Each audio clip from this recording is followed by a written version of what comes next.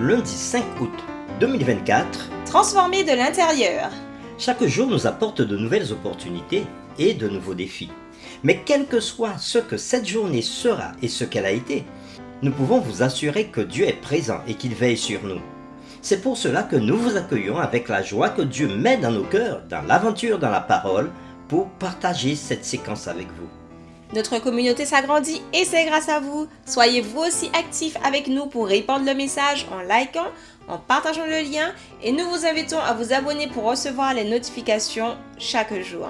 Et pour un confort d'écoute en continu, nous vous proposons la playlist de chaque semaine. Le texte à mémoriser de cette semaine que nous vous invitons à dire avec nous se trouve dans Marc chapitre 7, le verset 15. Il n'y a rien au dehors de l'être humain qui puisse le souiller en entrant en lui. C'est ce qui sort de l'être humain qui le souille. Nous vous invitons à le redire avec nous, Marc 7, verset 15. Il n'y a rien au dehors de l'être humain qui puisse le souiller en entrant en lui. C'est ce qui sort de l'être humain qui le souille. Pourquoi Jésus dénonce-t-il les traditions humaines? Que veut enseigner Jésus par les miracles qu'il accomplit? Les réflexions de cette semaine nous aideront à répondre à ces questions et aujourd'hui nous le ferons avec la séquence Pureté des mains ou pureté du cœur? Nous vous invitons à lire Marc 7, versets 14 à 19 et nous répondrons à la question suivante. Que veut dire Jésus par cette énigme de Marc 7, verset 15? Marc 7, versets 14 à 19. Ensuite, ayant de nouveau appelé la foule à lui, il lui dit: Écoutez-moi tous et comprenez. Il n'est hors de l'homme rien qui, entrant en lui, puisse le souiller. Mais ce qui sort de l'homme, c'est ce qui le souille. Si quelqu'un a des oreilles pour entendre, qu'il entende. Lorsqu'il fut entré dans la maison, loin de la foule, ses disciples interrogèrent sur cette parabole. Il leur dit: Vous aussi, êtes-vous donc sans intelligence? Ne comprenez-vous pas que rien de ce qui du dehors entre dans l'homme ne peut le souiller? Car cela n'entre pas dans son cœur, mais dans son ventre, puis s'en va dans les lieux secrets, qui purifient tous les aliments. Après avoir lu Marc 7, versets 14 à 19, répondons à la question suivante. Que veut dire Jésus par cette énigme de Marc 7, verset 15? Les paroles que Jésus prononce dans ce passage constituent un casse-tête pour ceux qui réfléchissent à leur rapport aux enseignements de Lévitique 11 concernant les animaux purs et impurs. Jésus est-il en train d'abolir les distinctions? Les adventistes se trompent-ils en enseignant que l'on ne doit manger que des animaux purs? Premièrement, il serait étrange que Jésus rejette soudainement les instructions mosaïques dans Marc 7, versets 14 à 19, alors que dans Marc 7, versets 6 à 13, il vient de défendre Moïse face aux traditions. Deuxièmement, la tradition que soutiennent les pharisiens ne provient pas de l'Ancien Testament, contrairement aux lois alimentaires. Troisièmement, quand il est dit dans Marc 7, verset 19 que Jésus purifie toute nourriture, cela ne signifie pas que les lois alimentaires sont abolies, mais plutôt que la tradition de la souillure par le toucher imaginée par les pharisiens n'était pas valide.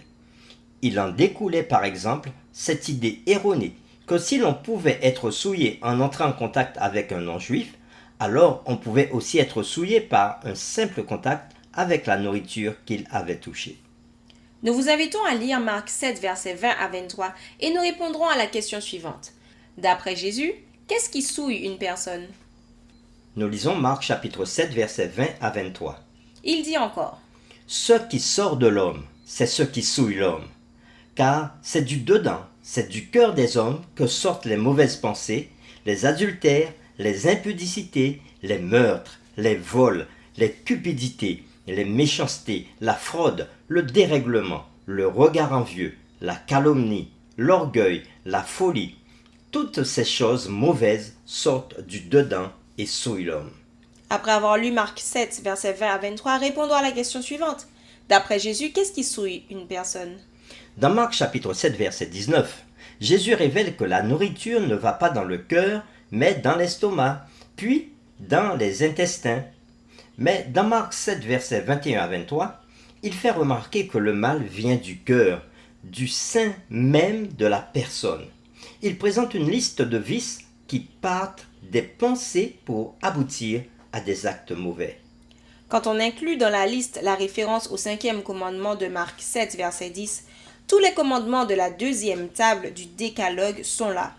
Par ailleurs, Jésus fait référence à un culte vain, dans Marc 7, verset 7, qui piétine ce qui est au cœur des 4 premiers commandements du décalogue. Jésus se positionne ainsi comme un défenseur de la loi de Dieu tout au long du passage. Pour terminer, réfléchissons à cette question. Vous avez peut-être une théologie correcte, mais à qui avez-vous donné votre cœur en définitive? Nous vous invitons à prier avec nous. Merci Seigneur Dieu pour ces enseignements que tu nous donnes à partir des paroles de Jésus. Et nous voulons te louer, te bénir en ce jour. Reconnaître que toi qui sondes les cœurs et les reins, tu es capable de savoir ce qu'il y a dans notre cœur. Et à travers l'étude de cette journée, nous avons pu comprendre que ce n'est pas ce qui entre en nous, ce que nos mains auraient touché qui pourrait nous souiller, mais c'est plutôt ce qui sort de nous, nos mauvaises pensées et tous les autres péchés qui sortent de nous. Et c'est pour ça que nous voulons te demander de purifier nos cœurs, afin que par ta grâce, qu'il ne puisse sortir de notre cœur que de bonnes choses, et cela pour ta gloire. Nous t'avons prié au nom de Jésus. Amen.